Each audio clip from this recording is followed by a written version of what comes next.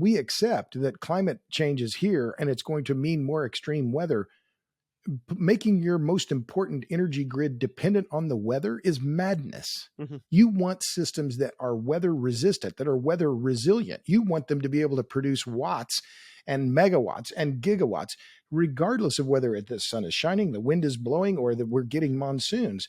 And yet you're saying, oh, we're going to stake the future of our civilization on these weather dependent systems that can blow away in a hurricane. You're out of your effing mind.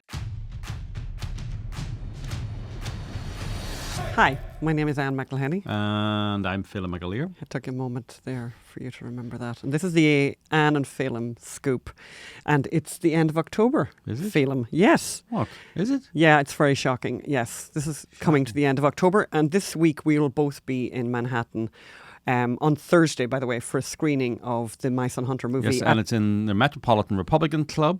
Go to the Metropolitan Republican Club website. It's Thursday, 7 p.m, a screening of Mice and Hunter. And Phelim will be doing a Q&A afterwards. It's a Q&A. Q&A afterwards. Love to see you there. Or if you can't be there, please send the link. Send it to friends, actually. Friends, enemies. Yeah. All of those. And what else is on the show? Heap Big Trouble at the Oscars. Heap Big Trouble. I like that film. I thought that was very clever. Heap Big Trouble at the Oscars. Will the Oscars apologise for their apology to fake Indian Sacheen Littlefeather? And we look at who got that story right early on. And I know it wasn't the world's highly paid investigative journalists. And up in beautiful Santa Barbara, what was happening now? I was speaking to about 120 students from Young America's Foundation about environmentalism. And the title of my speech was Environmentalists Never Have to Say You're Sorry. Okay, well, we'll see some clips from that in the show. Yes. And we're going to talk, and we talked earlier, I'm going to show you that interview with our friend and energy expert, Robert Bryce. And he's going to talk about the energy crisis we're in and the energy crisis that we're entering, but also that is endured daily by billions of people. So that's the true energy crisis, actually. And more Me Too madness. Kevin Spacey has been cleared of the allegations at the end of his career. And we look at the latest Weinstein trial to open in Los Angeles. Don't believe anything the mainstream media tells you about any of these cases. And if you notice the way we're dressed, it's fall, apparently. Suddenly the weather has changed in Los Angeles after having lots of really nice weather and very warm weather. It's fall, so I'm actually wearing shoes. I don't know when I last wore shoes, but I'm wearing shoes today. And I'm actually considering wearing socks. This is shocking. Look at us. So what? So basically, yes. So it's fall, which makes a person think of some of their favourite things that are warming. So I was thinking about.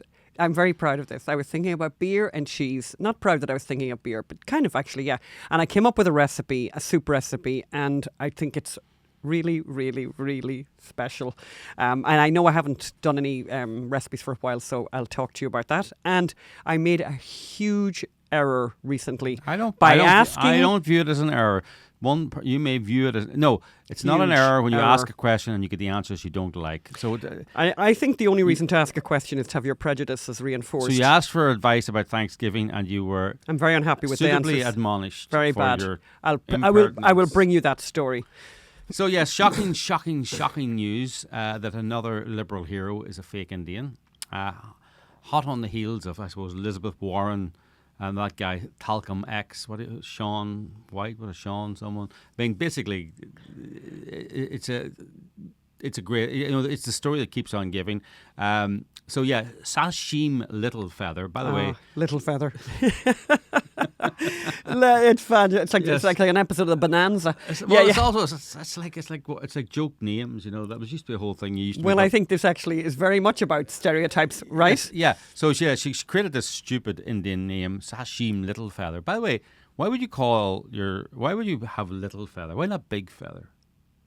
Okay, carry on, film. I think this is not. Yes, move on to the real reason why we're telling that story. So who is Sacheen Littlefeather? You'll remember Marlon Brando famously didn't want to accept his Oscar, so he sent Sacheen Littlefeather to accept it in his stead, and she got up and made this dignified speech about how terrible Native Americans or Indians were represented in Hollywood movies, which is complete nonsense, by the way. Since they've been making westerns, they've been making anti-westerns, showing the Indian side, showing the Native American side.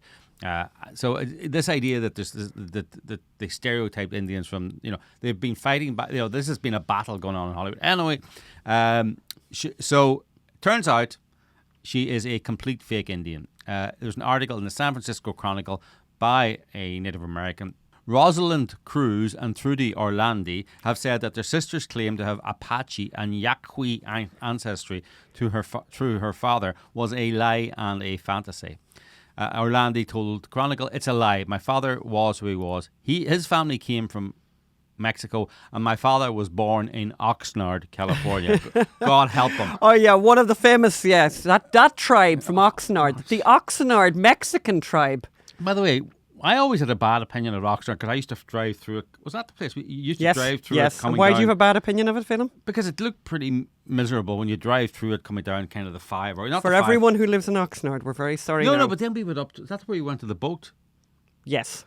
And then we were in the marina in Oxnard going, oh, this is nice. I think that's the same place. But yes. we're not great on the old geography of California yet. Yes, not yet. So anyway, the Native Americans of Oxnard. She died in October. Littlefeather, or Mrs. Cruz, as her family like to call her. Yeah. She died after receiving a formal apology from the Academy of Motion Picture Arts and Scientists. By the way, apology for what? She, for the way she was treated at the 1973 ceremony. Two people came out afterwards and criticised her. Right? That is not mistreatment. That is a legitimate debate. And she responded at the time with a statement saying, regarding the Academy, or regarding the apology. I can't. No, Phelim. Don't even try that. Actually, Phelim. You have to do it in a serene Indian. No, with your Northern Irish accent, this is not going to work out. Regarding the Academy's apology to me. We Indians are very patient people. We are a very patient people. That doesn't sound right sounds either. like Rishi Sunak. Don't even start, Phelim. Okay. It's only been 50 years. We need to keep our sense of humour about this at all time. It's our method of survival. The only person having a joke here was Sacheen Littlefeather, or Mrs. Cruz. She was born Mary Louise Cruz. No evidence or connection or claim that her father Manuel Ibarra, Y-B-A-R-R-A, I don't know how to pronounce it, Ibarra Cruz, had to Native American ancestry. By the way, if you're a Cruz and you can claim Native American ancestry, I mean Ted Cruz can claim it as well. Anyway, by the way, he needs to claim his Canadian ancestry. Controversial. Well, move on. I mean, Ted Cruz cannot be president. Anyway, Orlandi added a lot of responses to that. So she also, which I think is the most despicable thing, was, she kind of invented her family background, blah, blah. But she added, there's this stereotype of Indians, Native Americans being alcoholics, having problems with alcohol. I believe it's based on some kind of factual reality. But so she decided to throw her father under the bus, under heap big bus. Very good, Phelim. Bum bum. Yes, under the bus to the casinos. Now that we're talking about stereotypes, let's really heap them on. Yes, heap them on. Big heap. So she said her father was an alcoholic and mentally ill and all this, and the sisters are saying, it was complete fantasy. Her father worked at Target and he was a fabulous guy. He was a fabulous guy. He didn't work at Target, I just made that up. But he lived a good life and of course was he good did. to them. His father, actually, interesting enough, was an alcoholic. So he came out of an alcoholic family and never drank. And then she threw him under the bus by saying so. But it's a great story, by the way, and I love these hoax stories and I love these fake stories. But actually, this is another example of media malpractice, because Dennis Miller, the comedian, in 2012, Dennis Miller, whilst talking about the other fake Indian, Elizabeth Warren, said, joked in 2012 that Elizabeth Warren was as real an Indian as that stripper chick, Sacheen Littlefeather, who Marlon Brando got to accept his Oscar. Now, he was right also about the stripper, because she did a... Oh, she had a little strip. She did a Playboy photo shoot as well. And so he knew enough about it back then to joke on a national TV station. The audience laughed, and so it was kind of an open secret somehow. It was, well, obviously it had been reported. Obviously, people had written about this. And I've been trying to search for it. I can't find it, but I'm going to look further into this because obviously it had been reported. But now they're shocked, and everyone's shocked by it. Well, look, if Dennis Miller was joking about it on a national TV show in 2012, I think it's not news. So. Okay, well, let's go over now. I mean, we're going to go over now to the interview we did earlier. Oh yeah. With our very dear friend Robert Bryce, the author of many, many books. He's going to do a better introduction to himself than I will do. Let's go over to that right now. Well, we're very lucky to be joined by our dear, dear friend Robert Bryce, who is an energy expert par excellence. And what an amazing time to be talking to Robert. Very prescient. You do a very clever thing in your podcast, by the way, I realize, Robert, where you ask your guests to introduce themselves. And I'm going to do exactly that with you. Can you introduce yourselves, please? Absolutely. And pleased to see you all again. Pleased to be back with you. Well, my name is Robert Bryce. I live in Austin, Texas. I am a proud father of 3 children with my wife, Lauren, who we had our first date 40 years ago this month. So she's nice. She's a very lucky woman, I like to think. And it reminds me of the quote that was from Joe Jamail, who was a famous Texas trial lawyer. He said, "Yeah, our marriage worked because we were both in love with the same guy." Wow. So first things first, I have an amazing family, amazing marriage, married a beautiful woman, and we're still in love. I've also written 6 books. I write about the energy and power business. I have a podcast, the Power Hungry Podcast. I produced a film called Juice, How Electricity Explains the World. And I've been a reporter my whole career, never had a real job, but fascinated by the energy and power sectors. And there's a lot going on in those businesses these days. So we have plenty to talk about.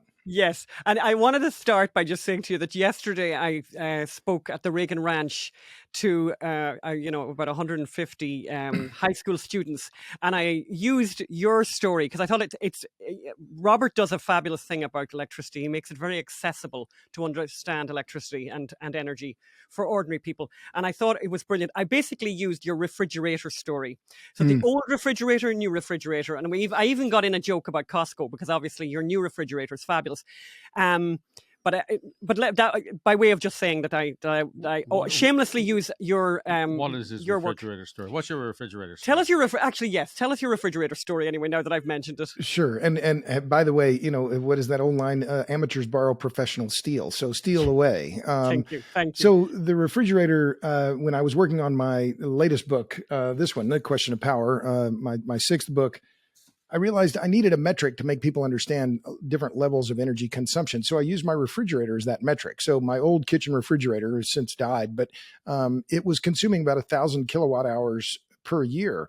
Well, I did analyze World Bank data and realized that there are about 3.3 billion people, 4 out of every 10 people in the world today live in locations where average per capita consumption of electricity is less than what my old kitchen refrigerator used.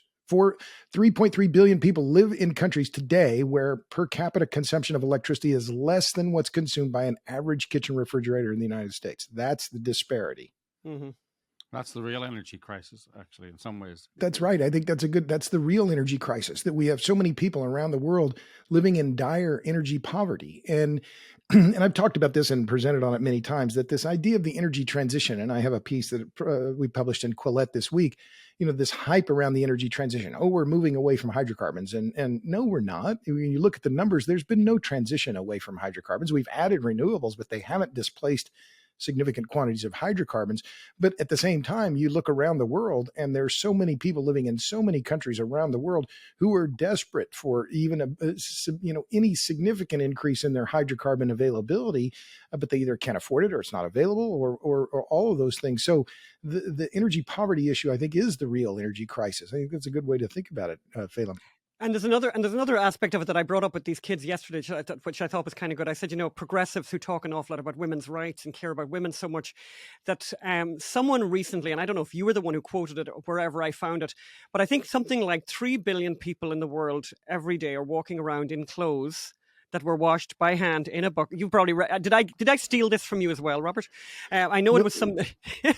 Well, no, it was the Swedish demographer Correct. who just recently died. Yes.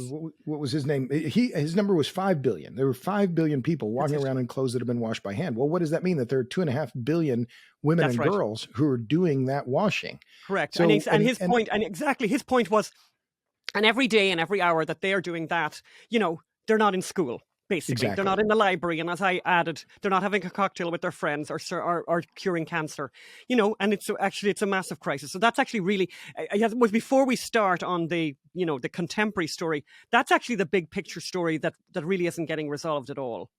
Well, and the challenge is so enormous. I mean, for comparison's sake, and it's not an exact number, but 1.1 billion Africans use about the same amount of electricity as 33 million Canadians. I mean, the disparity in energy consumption around the world is just enormous. So we need more of everything. We need more hydrocarbons. We need more nuclear. And that's one of the things I'm very hopeful about, and that we can develop and deploy nuclear at scale. Yeah. But for countries all over the world, the head of the IAEA, Rafael Grossi, the director general, he's made a very good point. He said nuclear energy shouldn't be just for rich countries. It should be for everyone. And I think that is what we're seeing in the wake of the Ukraine, the Russia invasion of Ukraine, Europe in energy crisis. There is only one way forward, in my view. And you don't even have to be concerned about climate change to be pro-nuclear. And I'm adamantly pro-nuclear for all the reasons that, are obvious, right? Lower material intensity, smaller land footprints, all of these things. And I think we're starting to see that. But the reality is that still the world is not decarbonizing, it's recarbonizing. And you see this in coal consumption figures in India and China, even in Europe, especially in Europe, I guess. So I have a question, Robert. Sure. Why is nuclear power so expensive? Well, a friend of mine, Bruce Hamilton, I think he said the reason it's so expensive is because it's too safe, which is a bad way to couch, I think, the argument. But his point is that the regulatory scheme has become so onerous that it requires these levels of safety and that are beyond the need. And I think that is fed by the public's and even the regulators' irrational fear of radiation. So if I were going to say what's the one reason, Phelim, I think it would be this outplaced or outsized fear of radiation, and the people and the public and even the regulators don't understand it, and so they require these plants to have these safety margins that are truly excessive, which doesn't sound very good if you're an idle listener, but when you dig down on it, I think that's exactly right. By the way, and this is before we get even into the questions that I have thought of asking you, but actually this brings up an issue of kind of what our whole mission in a way is. The reason that the nuclear situation is as bad as it is, I always believe, and you can correct me on this, is because of the work of two movies that were made. One in 79, I think one in 83, Silkwood in 83, and China Syndrome, I think was in 79. And I think those two movies together, which won every award that was possibly possible, that were star-studded casts, they couldn't have spent more money on them. Really, that message stopped. I think immediately after Silkwood, I think there were about 200 nuclear plants that were, about to come online in America that lost, that they just immediately abandoned plans for. And I think this is kind of the reason Phelim and I do the work that we do, because that messaging, all the political speeches and all the political, punditry that has been since, and all the intelligence that has been since, hasn't managed to counter that really powerful message that was made in China Syndrome, which is basically, this is super, super dangerous. At any moment, we're all about to die. If there's a nuclear plant near you, et cetera, et cetera. And that has permeated. It has managed to permeate. It's continued, even though there's another generation of kids have come up since then. But that message is still there. I would agree with you, but only in part. I think that those media things are important, but in my view, who do I blame? I put it right on the feet and in front of these non-governmental organizations, these climate activist groups, the Sierra Club, the Natural Resources Defense. Who is pushing for the closure of nuclear power plants here in the United States? It is those groups who are funded to the tunes of hundreds of millions of dollars per year. They have used the anti-nuclear. In fact, the Palisades nuclear plant I'll give you a recent example, in Michigan was closed in May. Now, the new owner, Holtec, has said they want to reopen it.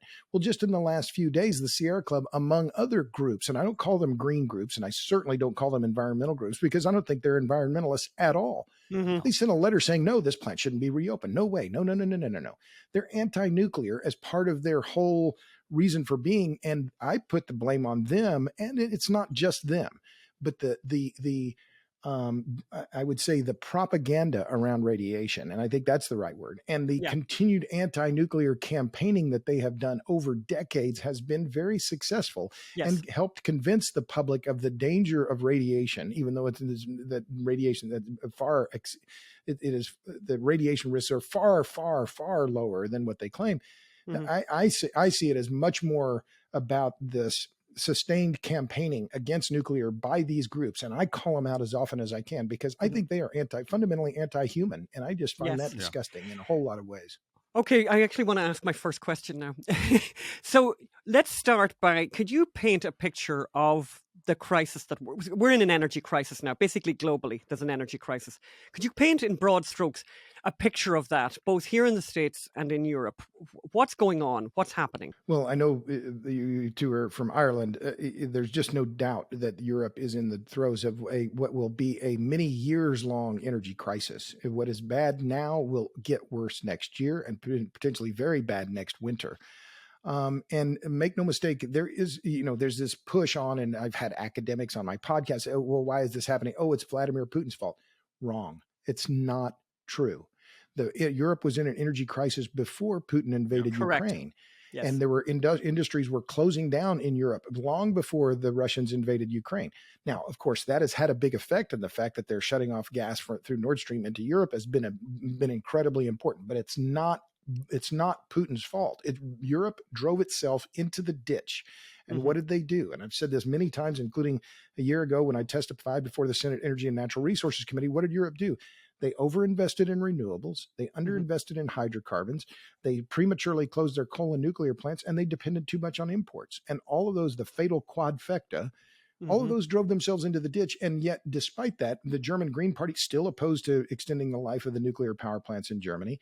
And it's going to take them years, maybe decades, in fact, to get out of the hole that they've dug for themselves. But it was fundamentally caused by this foolish renewable ideology. I know it's not green ideology. It's foolish renewable ideology in which, as Bjorn Peter said on my podcast, it became a goal in itself. Renewables were the goal. It didn't matter what the issues were. It was just, we're going to build renewables because we like the idea of it. Yeah, I like the summary, kind of how you guys summarized it in the podcast, where it basically was that the energy crisis is a policy. It was created by policymakers. There's nothing extraneous to it. There's nothing, Putin came along, but he came along to a situation that was already a disaster. But it was a disaster because of policymakers. I mean, we're talking about energy blackouts in Ireland before Putin invaded Ukraine. Yeah. And that's a self-inflicted. They were closing, as you said, called hydrocarbon plants in Ireland, power plants in Ireland, before Putin invaded. And now they're trying to reopen them urgently and finding it's not so easy to reopen a power plant. And it's interesting, the Germans did reverse themselves just in the last few days.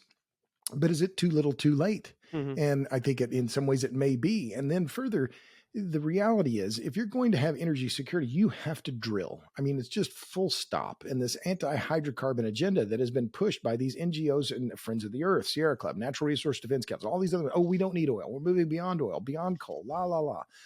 The reality is that Britain, the UK, they've got to start drilling, and they got to start drilling now. And unfortunately, I think Liz Truss's resignation is only going to be a further setback for the Brits in terms of trying to get moving forward on rational energy policy.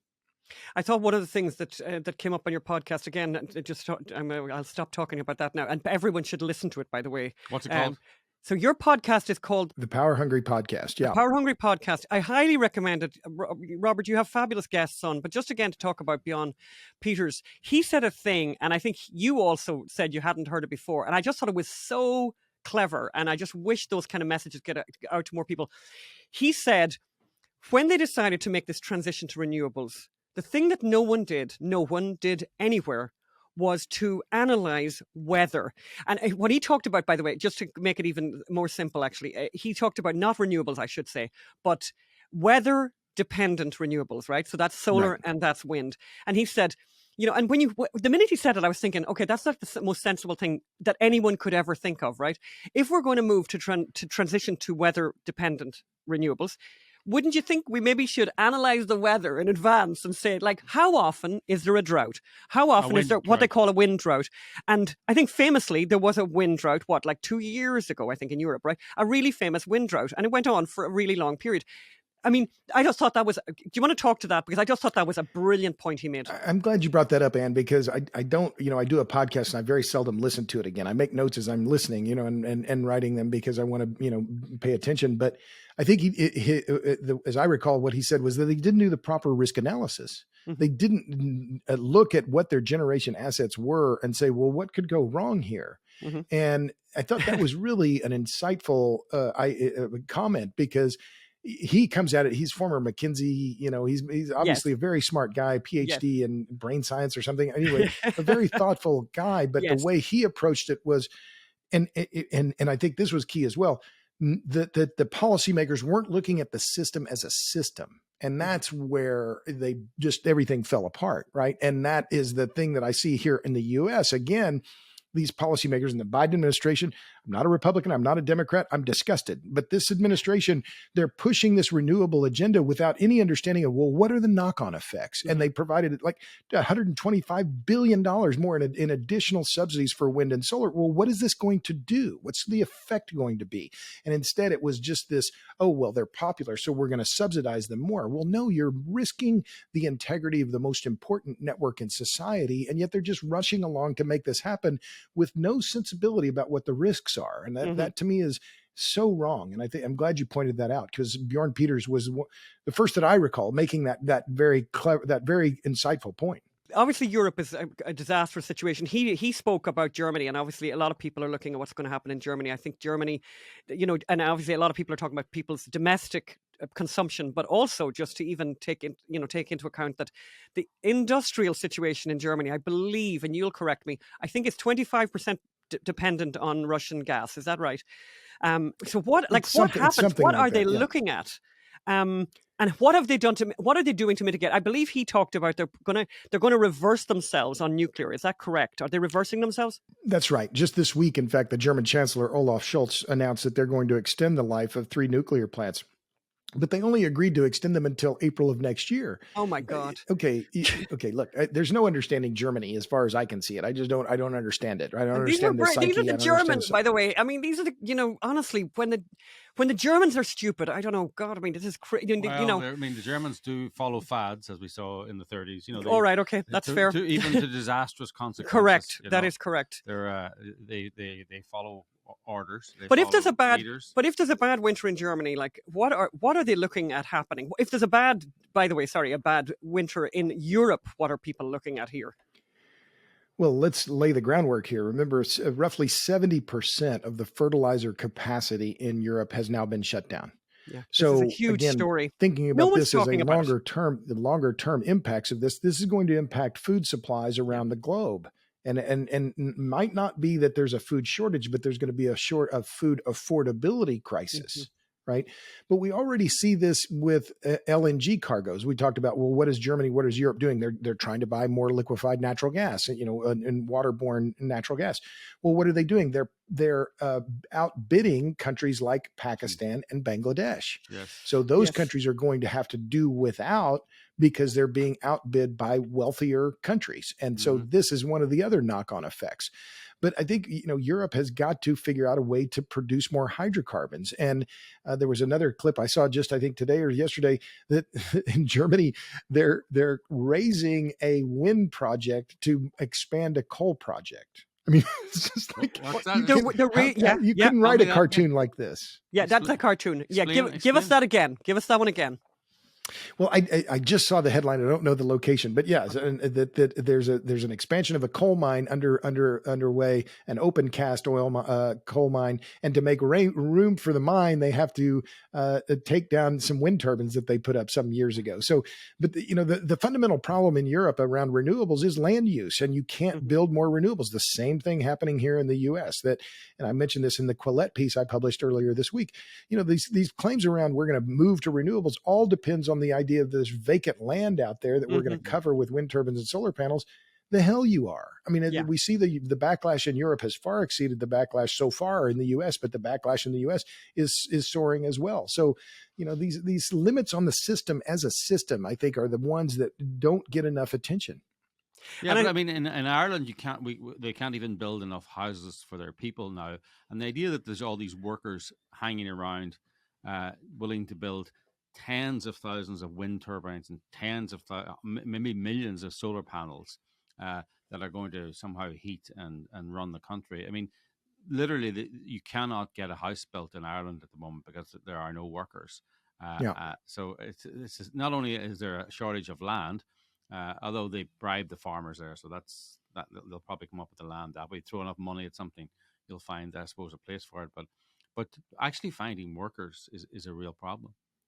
Well, and I think that's a key point, Phelim. And it's not only that there is there are shortages of qualified workers. And I travel a lot, and I talk to different business owners, and I ask them, how's business? And I ask them about employment. They said, well, we can't fill those spots we have. Yeah. I mean, I was in Arkansas about a year ago, and they told me about one trucking company. They have opening for thousands of drivers, and they can't fill them. But the other thing is that it's not just, Phelim, it's not just that there aren't enough workers. It's that the jobs that are created by the solar and wind industry are crap jobs. And one of the best bits of reporting I saw on this, I think it was in Vice a few weeks ago, talking about what are effectively itinerant solar workers, that they follow these big projects as they're building them, and then it's on to the next place. These are not long-term, sustainable, long-term, high-paying jobs as you would have in, I'm going to say it, the oil and gas industry. Correct. But more, and as well as in the nuclear sector, where it's famous for high-paid union jobs that are jobs that are sufficiently compensated that the family could maybe even make it on one salary, where mom could stay home with the kids. These are incredibly important points. Yeah. I have to share with you because I think you're going to put this in your next book, because this is a classic, and if you haven't heard it, I have to share this with you. So Ireland, of course. So in Ireland we have the Green Party, and they're in a coalition government, and so the Green Party member of Parliament in charge of environment and climate is a guy called Eamon Ryan. Have you heard what he has decided to do? Because now he has worked out that we are in serious trouble in Ireland, right? What do you think?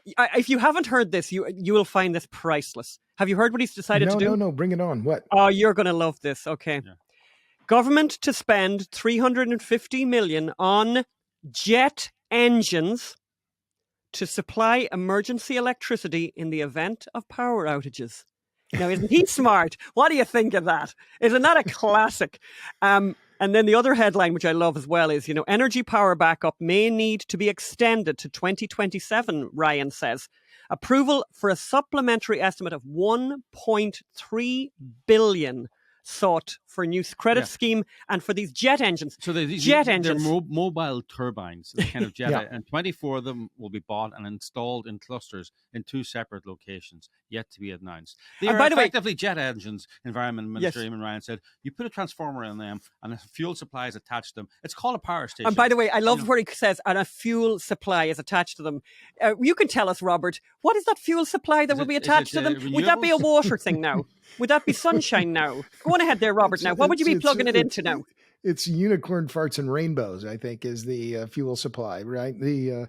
No, of course, it's hydrocarbons, and it's going to be natural gas. I mean, it's possible that they would run these on some kind of fuel oil or something. But yeah, this idea of jet engines, this is not new. In the utility industry, they call them aeroderivative power plants, right? So they are jet engines that are turned on their side and are used to produce power. But this is not new. But it's not surprising either, in that you look at Ireland and you're talking about Ireland, but California's done the same thing, right? Where the state has said, oh, we're just going to need these temporary power plants because the grid can't meet demand. So we're going to put them in temporarily and run them on natural gas. But I think it's even more, just to add one other quick point. In Ukraine, after the blackouts, after the Russians now destroyed their, much of their generation capacity, but we see the same thing in California. What are the hottest commodities in those marketplaces? Standby generators running on diesel fuel, gasoline, and they're in California, they're putting them in by the tens of thousands for businesses, homeowners, and industrial parks. It's become, in fact, we were in California a few months ago.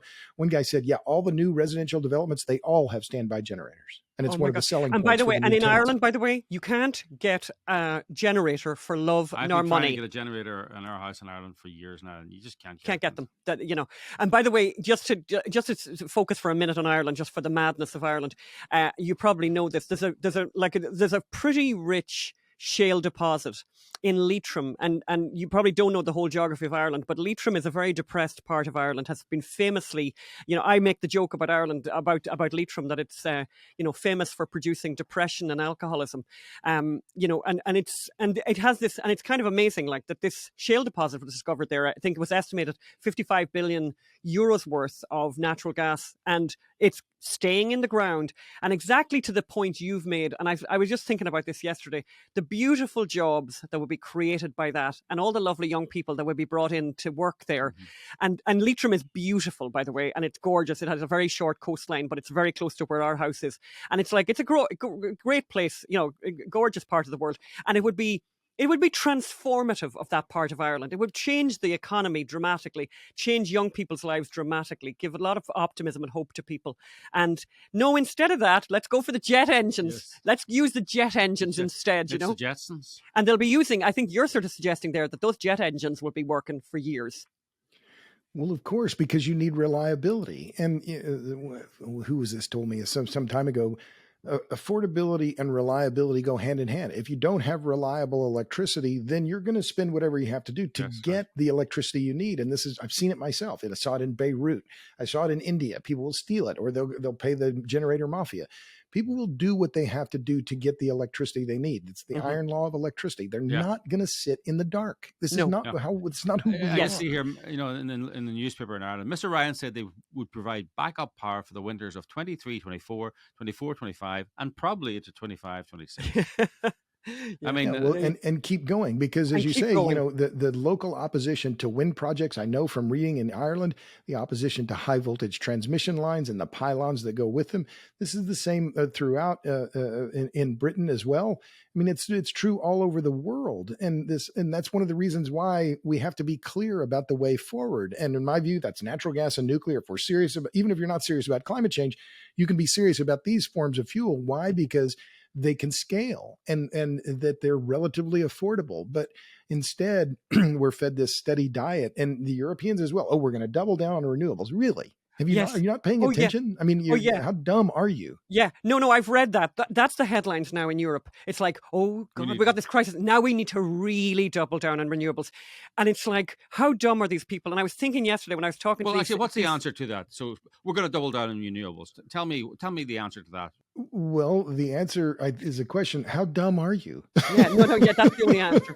Yeah, but it's like you're going to freeze to death. You're going to freeze to death. If only we have more wind turbines and solar panels, we could power Europe. Robert Bryce, I put it to you. Well, okay. So my first response is, a question: where are you going to put them? Where do you think people are going to accept this massive industrialization of the countryside? The answer is they're not. So the other thing is that, okay, so if we accept that climate change is here and it's going to mean more extreme weather, making your most important energy grid dependent on the weather is madness. You want systems that are weather resistant, that are weather resilient. You want them to be able to produce watts and megawatts and gigawatts, regardless of whether the sun is shining, the wind is blowing, or that we're getting monsoons. And yet you're saying, oh, we're going to stake the future of our civilization on these weather dependent systems that can blow away in a hurricane. You're out of your effing mind. Yeah. Oh my That's God. my response. And I could get more profane on this. Oh, no. And trust me. I mean, I thought you were going to say, no. I thought he was going to say I could get more technical. But, No, even more profane. And yeah. Well, Couple of the beers in adjectives there, around the words would get technical, Phelan, but I think you could probably keep up. And by the way, I'd be right there with you, Robert, because I get very, very upset about these ideas that people come up with, these unbelievably idiotic ideas. I think I've really, if I never knew it before, I mean, this should be the end of the expert class, because the experts have been just wrong about everything, and the experts, here's another thing like about Ireland, because Ireland's kind of a good example. Ireland is kind of like, Ireland would like to be California. Obviously, we'd love if the weather came, but every bad idea that there is, the Irish will grab a hold of it first. Like, for example, now new builds in Ireland. I don't know if I told this to you, but the last time, Robert, new builds in Ireland can't have an open fire. And I'd have to say, we have a little house in Ireland, and I am so grateful that we have the open fire. And of course, you know what I did like 6 or 7 months ago? Phelan has been listening to me. I'm so obsessed with this. I bought 5 bags of coal so that we have coal for Christmas, But like, honestly, and coal, of course, the price of coal has gone through the roof. And the really good coal, of course, they don't sell it anymore. The really good coal. Yeah. My father sold, domestic heating product, coal and briquettes and all that kind of. He was a merchant of death. He was a merchant of death, my father. Yeah, he was way ahead of his time. Selling hydrocarbons. But I'll tell you what I remember about a thing that he said that is so true. He talked about, the Polish coal, the really good stuff, the really powerful stuff. And you put that down, and I can remember that he would put down like the coal fire, and you'd have to open the door or open the window because it was generating so much heat, Sure. And now what they've done is, instead of having that highly efficient coal, by the way, they're now giving us ones with, I don't know what they've mixed it up with, but it's not the same stuff at all. Well, and you make a point there, and the words that come to mind are energy security. Yes. And yes. What were the key lessons? And I'm in Austin, and my wife and I, we went through the Hurricane or Winter Storm Uri, and we're without power for 45 hours. Well, what was energy security for us when our power was out? Well, we had a big stack of firewood and we had a fireplace. Yeah. So energy security, Churchill said it energy security relies on diversity and diversity alone. So what you're seeing in Ireland is prohibition on fireplaces. What you're seeing now in California, in fact, it just happened on September 22nd, where the California Air Resources Board said by 2030, you will not be able to buy gas-fired appliances. You will not be, you have to electrify your entire home.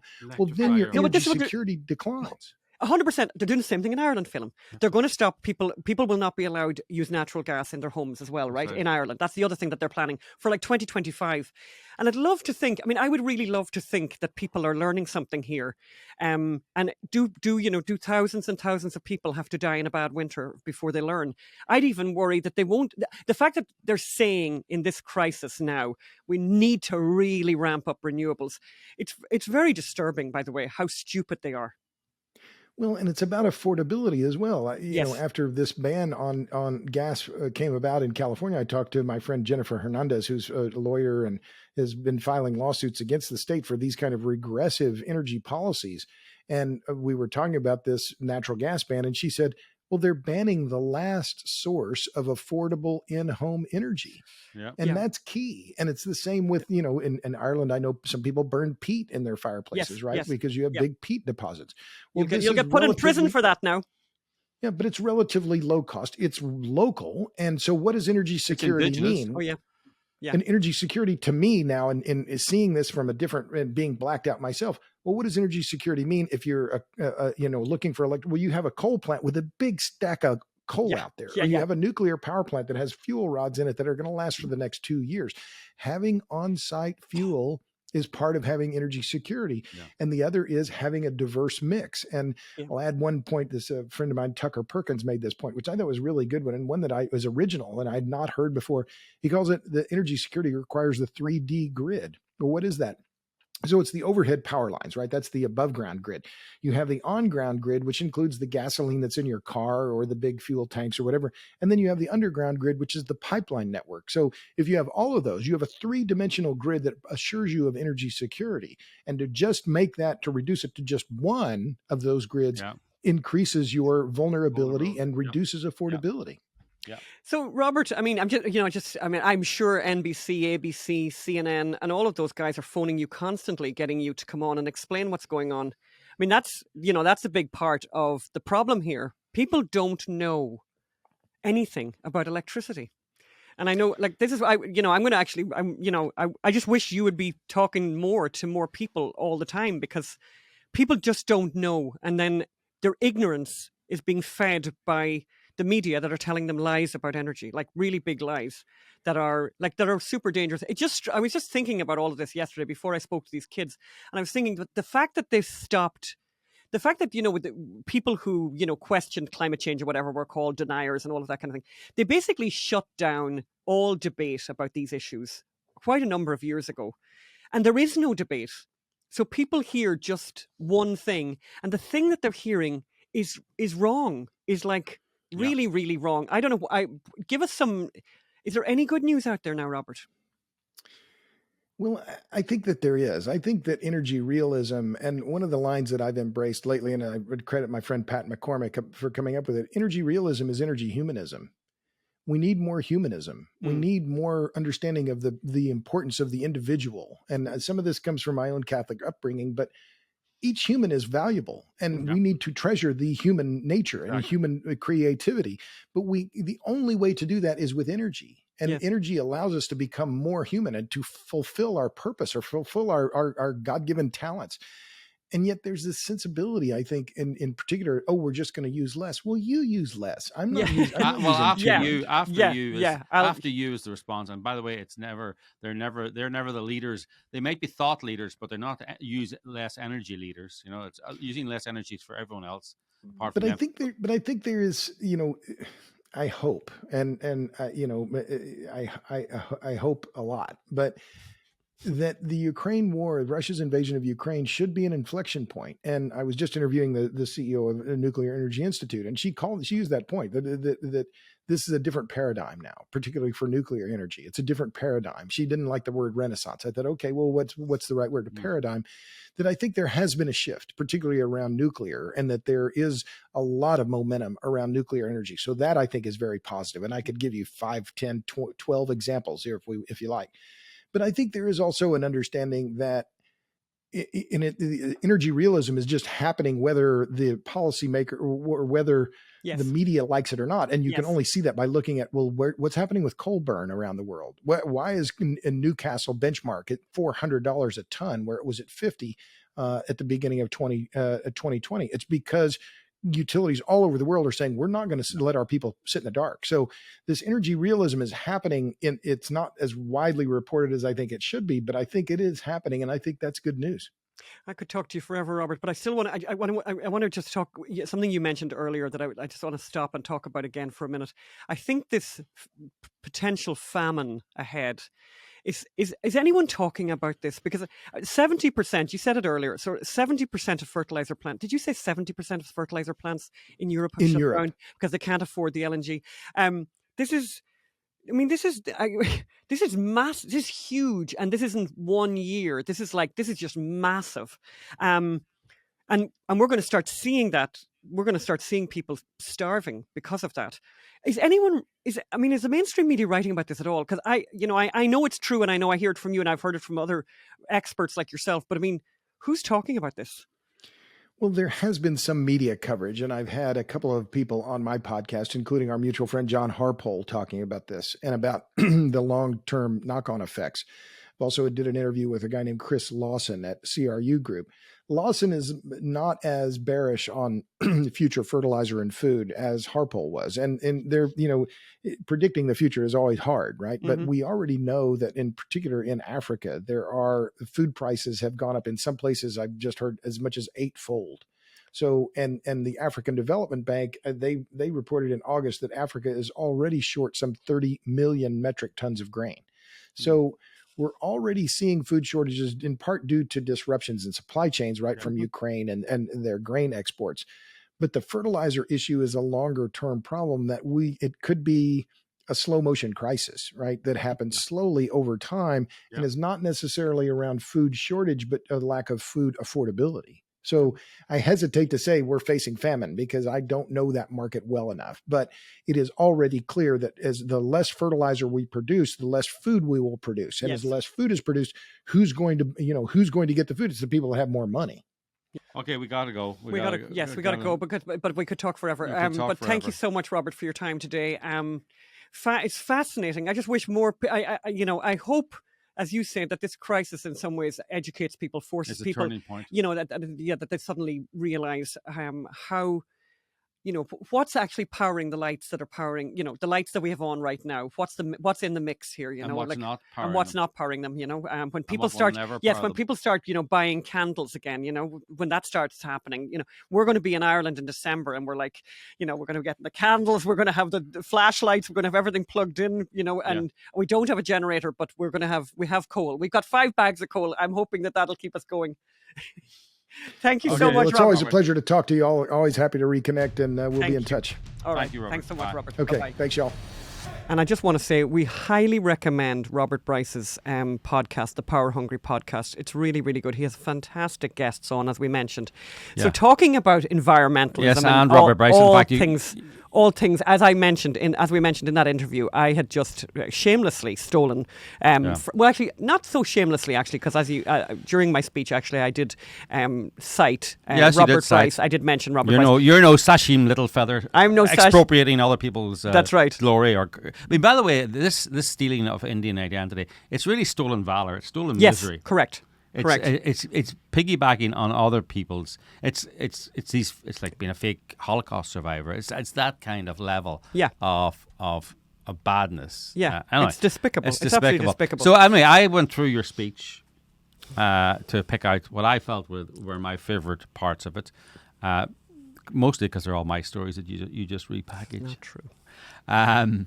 It's not true. So the title of my speech was Environmentalism Means Never Having to Say You're Sorry. Yes. So we're going to share a few moments from that. So the first one that Phelan wanted to share was... You were talking about the women's rights scandal, the international women's rights scandals that progressives are not only silent about, but actually want to perpetuate by their anti-fossil fuel policies. Let's play that. Here's a very interesting thing.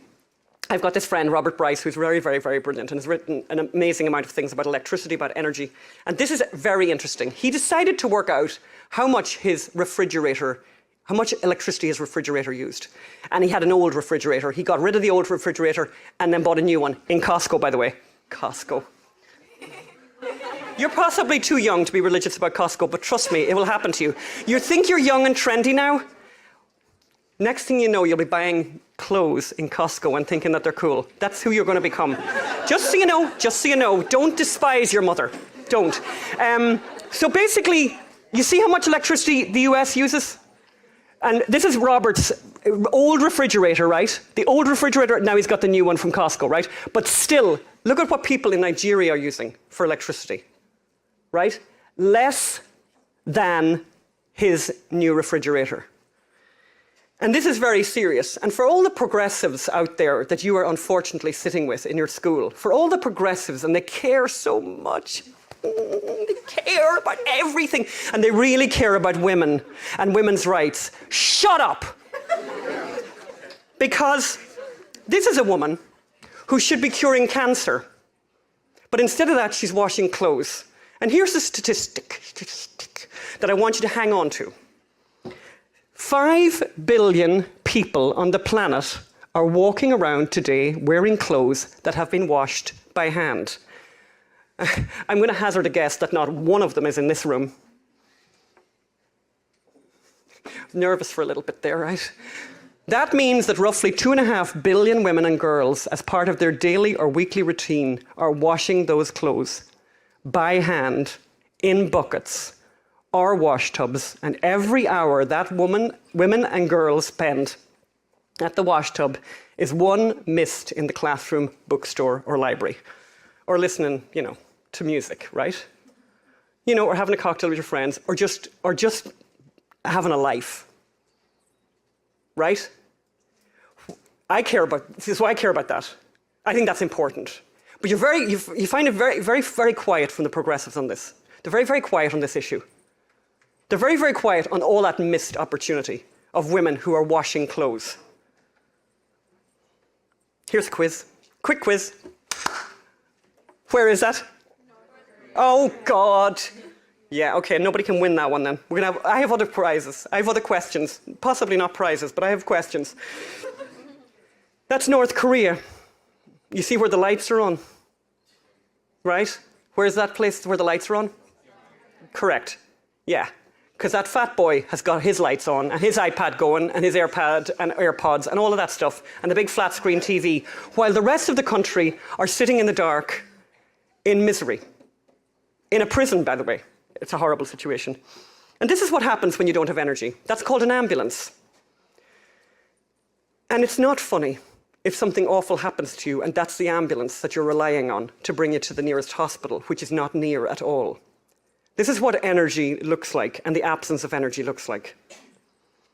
And this is what this is what the presence of electricity looks like. So this is the youngest person ever born. I think he's holding the record at the moment, the poor darling. Look at him, isn't he fabulous? So he was born at 21 weeks. Can you get your head around it? He's home now, rocking, having his time, living the life, right? 21 weeks. That does not happen in a place where there is unreliable electricity. Electricity is life. And environmentalists are turning the lights out. It's kind of as simple as that. You know, you've often said, I don't think you said it there, but you often say that the washing machine was meant more for women's liberation than the pill. Oh yeah, I've said that in colleges, by the way. It causes a complete consternation. Oh, you watch parts of the audience certainly turn into something like out of The Exorcist. Yes. You know. No, I mean, women spend years of their lives washing clothes when they could just stick it in the if they had reliable electricity, they'd stick it in the washing machine and go off and have cocktails. Yeah. You know. Or whatever, or cure cancer, as I said. Cancer. Yeah. So, and then I also picked this one. Here's you talking to young people about the fallacy that the world is overcrowded and it's dangerous because we're going to run out of stuff. And this is where you talk about fracking, etc. What the environmentalists say is that we need less people because there isn't enough stuff, right? Isn't that what they say? There aren't enough resources for everyone to live the way you're living, right? This is what you need to say to them when they say that. So it's the wisest thing I think I've ever heard. The Stone Age didn't end because we ran out of stones. And because basically we're really smart, we're really clever, and individuals come up with brilliant ideas, like this guy. So this guy, by the way, there should be statues to this guy all over the place. Of course, if the tables were turned and this was some kind of liberal guy, there would be statues. Does anyone know who George Mitchell is? Oh, you see? Oh, did I see a hand? No, that's me only imagining. That's the girl from Alaska and she hasn't put her hand up. So this is George Mitchell. So George Mitchell is the guy who discovered how we could safely frack for natural gas. What a genius. Because that's how much shale gas there is in America.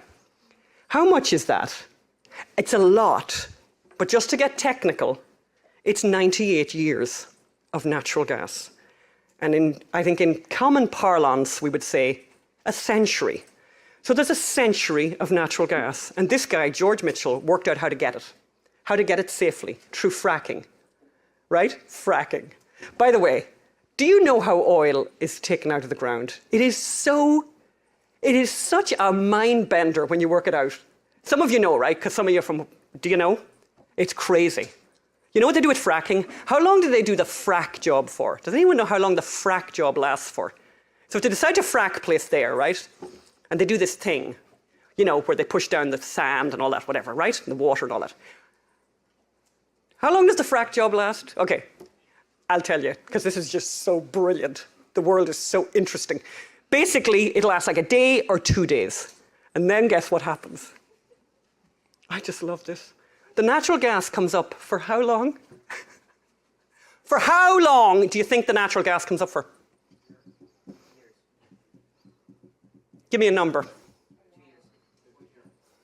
20 or 30 years from that original frack job. How cool is that? Sorry, am I the only one who thinks that's cool? I think that's incredibly cool. Yeah, I think that is. So, I don't know. Do you believe in God? Yes. Yeah, so do I. I think it's not an accident that that stuff is there. Because God wants us to be happy, by the way. He doesn't want you miserable. God wants us to be happy and to make everyone happy and to make everyone do well.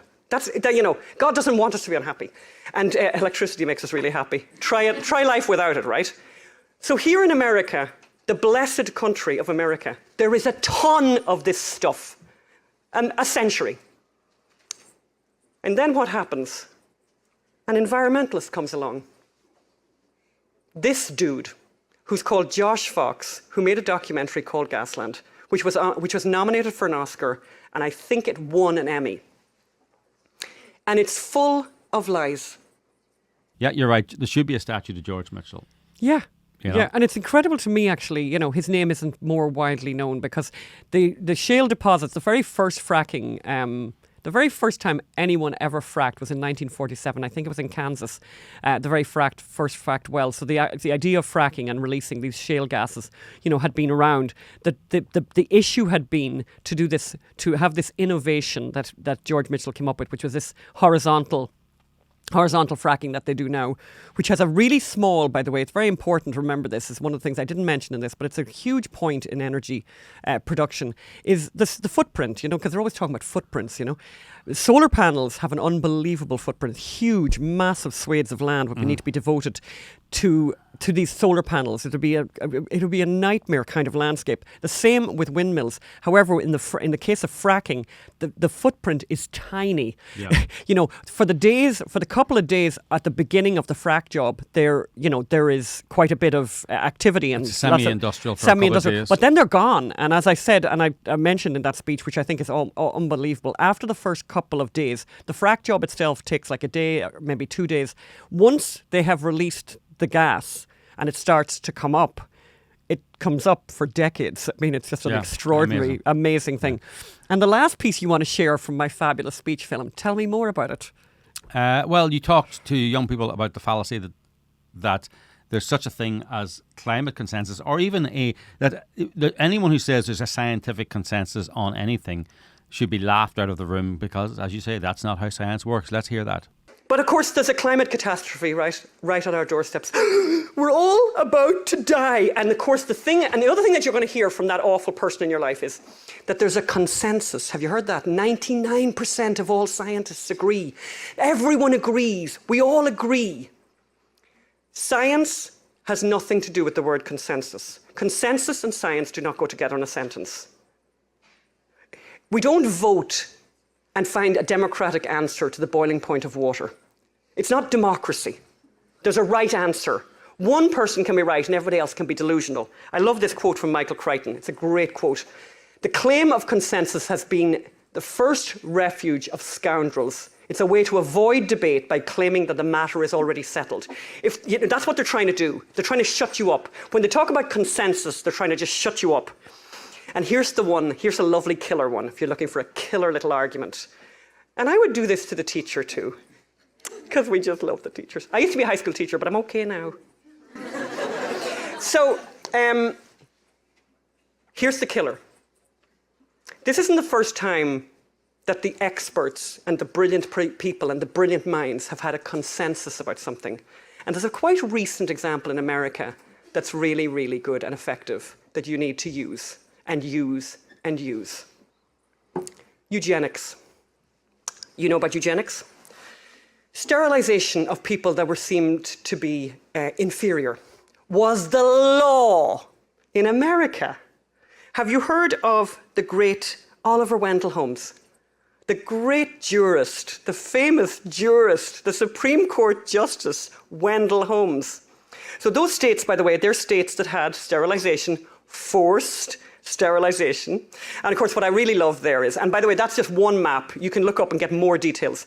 Look at what state in America did the most forced sterilizations? Guess what? Yes, ma'am. California. California. Every brilliant, awful idea comes from here. Was born here, perfected here, massaged here, all of them. So this is what California came up with. Forced sterilization. And here's what Wendell Holmes, I decided today, I thought, you know what, I'm going to put the whole quote here because it's so brilliant. And I can't read that now from here. What do we see? Here's what the great Wendell Holmes said in his majority decision in the Supreme Court. in a decision called Buck versus Bell, which is still law. Buck versus Bell, which makes it a constitutional necessity for forced sterilization. We have seen more than once that the public welfare may call upon the best citizens for their lives. It would be strange if it could not call upon those who already sap the strength of the state for these lesser sacrifices, often not felt to be such by those concerned, to prevent our being swamped by incompetence.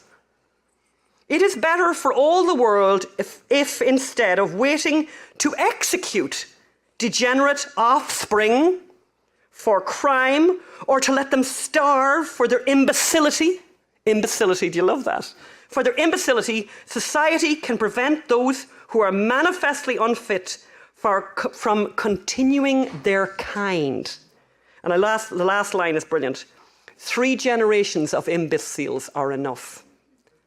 That's the Supreme Court for you. Great. And everyone loved him, by the way. Fabulous, fabulous jurist, fabulous mind. 3 generations of imbeciles are enough. And the decision in Buck versus Bell was involving a girl whose surname was Buck. And there was nothing wrong with her. She was a bit of a wild girl. Do you know what I mean? She was a bit of a wild girl, and they thought, well, we'll put pay to that. And they sterilized her. It's an incredible story. You should look it up. It's incredible. Every time you hear about experts, can you do me a favor? Can you mention eugenics to the person who's quoting experts? So when someone, as you said to those children, when someone says there's a climate consensus or consensus, you need to tell them about eugenics. Eugenics is a great undertold story. We'd like to do more on eugenics, actually. It's an extraordinary, frightening story. And the fact that more people don't know about it is exactly why more people need to know about it. And the fact that it's still in the statutes is extraordinary to me too. So some Me Too updates. Yes, this is incredible. We have to deal with this, given the fact that we covered the Weinstein trial. We want to be careful here, and we want to be correct, and we want to be fair. Yes. Kevin Spacey, an actor called Anthony Rapp, made allegations against him, and it effectively ruined his career. Now, there have been other allegations made since then, so we'll look at those in a minute. But Anthony Rapp said Kevin Spacey tried to sexually abuse him when he was 14 and an actor on a show. So it went to court, and I believe it's a civil trial, and I believe that a civil trial has a lower threshold of evidence. The balance of probabilities not beyond reasonable doubt. And the jury found Kevin Spacey not liable. You don't get found not guilty in civil court, you get found not liable. So they found that there was no truth or no evidence of the allegations by Anthony Rapp against Kevin Spacey. So he was basically, his career was ruined over allegations that have since proven to be unfounded. Now, there were other allegations made against him. I think there was 2 sexual assault allegations and cases, and both of those also collapsed. One, I think the complainant died. I'm not 100% sure. I think the complainant died. The second one, the other complainant withdrew his allegations when they said, we need your phone to see your messages. The implication being that he, in private, he may have said, he may have revealed different facts, whether it was a money grab or whatever, but he wasn't willing to have his phone examined by Spacey's defense team. So Rapp, the Kevin Spacey's lawyer, Jennifer Keller, said, we're very grateful to the jury for seeing through these false allegations. Now, Spacey now faces a series of allegations of sexual assault in the UK, when he was the director of a theatre there, or the producer of a theatre there. So I suppose is there a lesson here? This thing, believe all victims, believe all women. You can't. That is not a way to run a society. That is not a way to run a criminal justice society. That is not a way for people to lose their careers. I think the appropriate thing would be, when there's a serious allegation, is to maybe suspend someone, or even check the veracity of it, and check. Anyway, look, when this first broke, Spacey was rejected from all polite society. All the cases have now collapsed. There's one outstanding, It's 3-0 at the moment. So, and talking of people, and Me Too. Me Too. Harvey Weinstein's trial opened this week in LA. Now, we're recording this just as the opening statements are happening. Again, another thing is, don't believe everything the mainstream media, believe nothing the mainstream media tell you. Weinstein, the evidence against Harvey Weinstein in all these cases is very flimsy, and it's very worrying that he was convicted. I'm not saying that Harvey Weinstein is innocent. I'm saying that if he can be convicted on the evidence that we saw in New York, then anybody can. You can find out more details. We did a podcast every day from the Weinstein trial using the actual trial transcripts reenacted by actors. It's called The Weinstein Trial Unfiltered.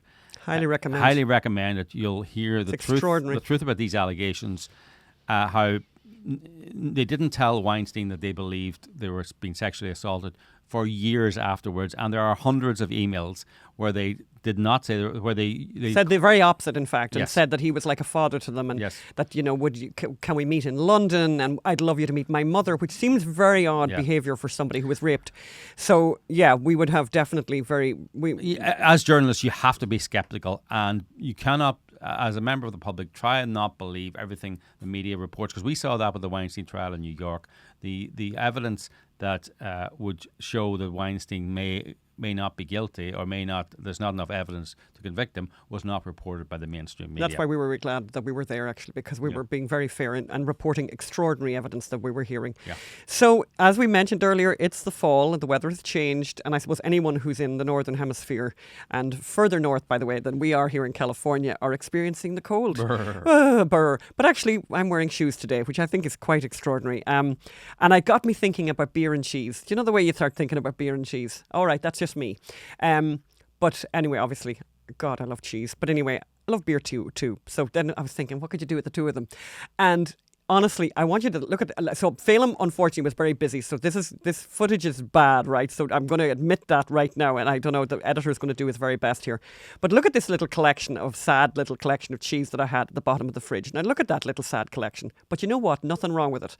And it reminded me of my mother, by the way. Given the way things are now and how expensive everything is, don't be throwing things out that don't need to be thrown out, by the way. And my mother would always say, if there was a bit of blue on the side of the cheese, my mother would say, that's what they make penicillin out of. I'm not 100% sure they do make penicillin out of blue, out of bluing cheddar cheese. But yes, you never know, I don't want to criticize your mother's scientific knowledge. She did study the culinary arts, actually. But can I just say that, honestly, this recipe made me so happy, because I kind of made this up. So I'm really, really, really proud. So here's what you got to do.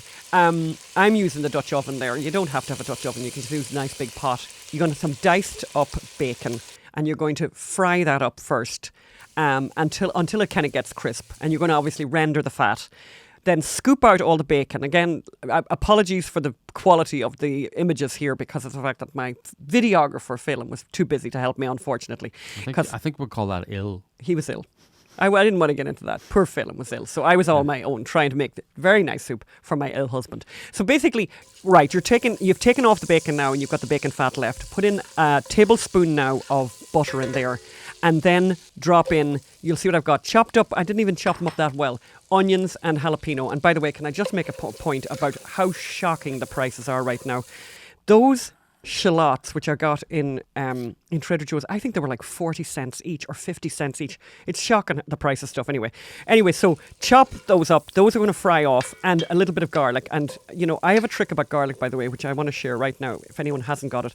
You can buy a huge big bag of garlic in Costco, and then just put it in the freezer, and then you always have garlic, which I think is very handy. Anyway, you're going to fry them off until they get nice and soft. You can see how they look now, and then add some flour, a quarter cup of flour, and stir that well. And you want to have that not be raw, so you want to cook that for about 1 or 2 minutes. Now you pour in the beer, and that beer that I used is some kind of artisanal stuff that I bought just recently, by the way. I would say any lager would be great. Maybe not one of those, not a stout, I think, because I think that would be in a different direction. But a lager beer, gorgeous. And then whisk as you pour and cook and stir often until it's thickened. Then you want to add chicken broth. And I will be honest with you, I am a bit of a purist on this. So do make your own chicken broth and cream or full-fat milk. You don't want any of this low-fat nonsense. Low-fat milk, we'll talk about that another day. I have very strong feelings about low-fat milk. You don't want it in the house. It's offensive. And then add this little funny ingredient, fried chilies in oil confection. It's called Lao Gan Ma, which apparently is translated as Old Godmother, which I didn't like the name of that now, Phelim. Laoganma. That's 3 separate words. Logang Ma, and it's chili oil in a jar. Anyway, fabulous, and I really like it. And where would one buy that? Just you'll get it. I think you'll get probably? it. You totally get it on Amazon, but you'll get it in a lot of any good grocery store, and it's really handy. Just open it, use it every now and again, and then put it back in the fridge, and it's absolutely fabulous. Yeah. So you've put in your chicken broth and your cream, and then stir really well. Now increase the heat to about a medium, bring the soup to a vigorous simmer. Then reduce the heat and keep stirring until it gets quite thick. And then, you see what I did with the cheese, by the way? Of course, you're meant to, by the way, have shredded that cheese. I couldn't be bothered doing that. I've just chopped it up as small as I can and then put it in. Just drop in a bunch of that cheese, about 2.5 cups of that cheese. Everything that you've got in that fridge. I wouldn't possibly use a goat's cheese. I'd use a hard cheese. I have here a mixture of Gruyere, greening, bluing Gruyere that I've shaved, and some Parmesan. Oh my God, put that in, right? And give that a good shake around. And then what I did then was I threw that into the blender, give it a good blend so it became really, really smooth, and then return it to the pot and bring it up to a simmer again and start serving that. Mm-hmm. And you can use the bacon that you took off earlier as a lovely garnish at the top, nice and crispy. Here it is being served on the table. I'm really happy about this soup. I thought you were very happy with the film. I'm Phil McAleer and I endorse this message. Yes. Okay, now the terrible mistake I made. We're about to come to the end of the show, but I want to tell you about a terrible... It's not a mistake. Terrible, it's not a mistake. It's a horrible mistake. It's not a mistake. Are you going to tell this story or mine? No. I'm just couching it in terms... this is an example of media malpractice by Anne, just saying.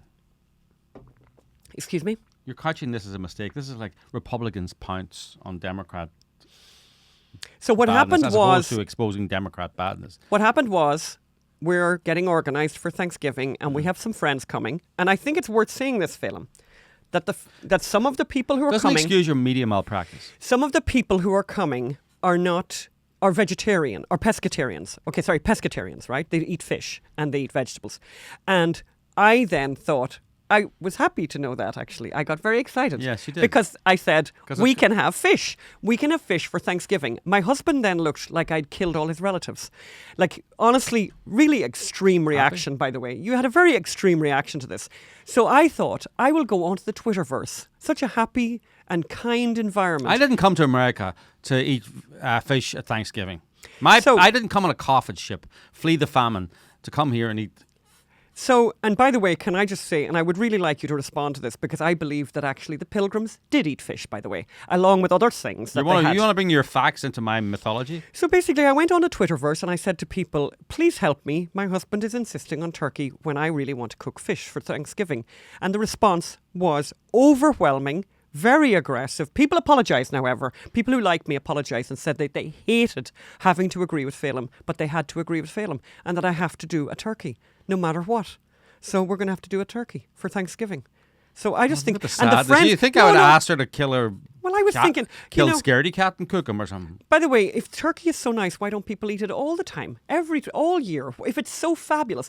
And I don't understand why we couldn't spend the money and buy some gorgeous fish, which also, by the way, can be prepared in 7 or 9 minutes.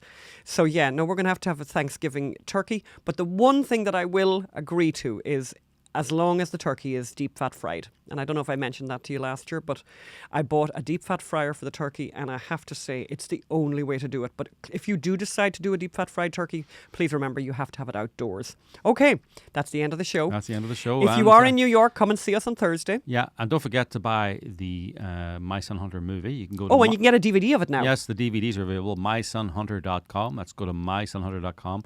Actually, let's end the show by playing the My Son Hunter trailer. Bye now. Bye. So I'll tell you what's going down. You know who I am. They told me you were VIP. Well connected to the government. What kind of a moron forgets to pick up his laptop at a repair shop? You're a Biden. Act Like what? Everything he built, life. I just ruined it all. I want to know everything that's on that laptop that can ruin my erection. My friends, it's time to party! Didn't you know I'm taking control? I make an appearance and I gotta go, cause I get them dancing with their hands up. Yeah, I walk in and they go bananas. I'm a bad, yeah. I'm an artist. And they're cheering my Tell me how I can help you. I don't deserve help. Oh, I'm so sorry. I've been through worse. You're the smartest man I know. Thanks, Dad. I just wish I could smack some sense into you. I'll never forget Corn Pop. He was a bad dude. No joke. Dad, we were talking about suffering. No. I can't seem to find anything but positive stuff on the Bidens. Who's the point man for the foreign policy in the Obama regime? Joe Biden. So it looks like you need $1 billion. So the obvious next question is, Where's Hunter? I can remember getting paid some money, but I can't remember what for. Well, my dad says we never discuss my businesses, period. Or my cut. what's happening in there? Joe's in on it. Party's over! You had everything, Hunter, and you threw it all away. You hope the laptop will take down everybody with you. Get out! China's not our enemy. They're not bad folks. I love my dad, and I just want to make him proud. I am the one who brings in all the deals. I am the one. The boy.